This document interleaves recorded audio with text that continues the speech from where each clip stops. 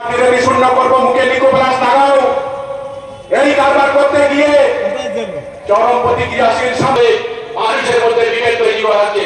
এখানে পশ্চিমবাংলায় শুভেন্দু অধিকারীর নেতৃত্বে মাননীয় শুভেন্দু অধিকারী মুখ্যমন্ত্রী, আমার নেতৃত্বে সরকার হয়েছিল, মানুষ হয়েছিল তৃণমূল আমলের যে দুর্নীতি, তৃণমূল আমলের দ্রব্যমূল্য সমস্ত কিছু একটা জায়গা আসবে। কিন্তু আমরা দেখলাম তিনি আন্দোলন মানুষের সঙ্গে নিয়ে আগামী এই আন্দোলনকে জোরদার করে আমরা আমার নতুন একটা অধ্যায়ের সূচনা করবো, সেই কথা বলে সবাইকে ধন্যবাদ জানিয়ে আমি আমার ছোট কথা শেষ করতে আমি জিন্দাবাদ।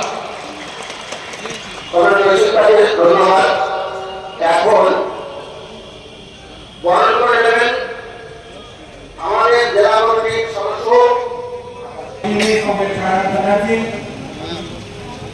মঞ্চে উপস্থিত আছেন আমাদের এরিয়া কমিটির সদস্য, আজকে সবাই উপস্থিত ভাইরা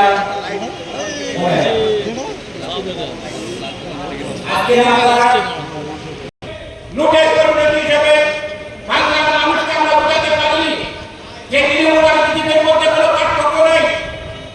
মানুষ করেছে এখন বামপন্থীরা পারবে না, সুতরাং বিজেপিকে ভোট দাও। বিজেপি ক্ষমতায় গেছে, বিজেপি ক্ষমতায় সঙ্গে আমরা বারে বলেছিলাম এই যে তৃণমূল দলটা আছে এরা কাছের ঘরের মতো ভেঙে ফেলবে তৃণমূল রাজনীতির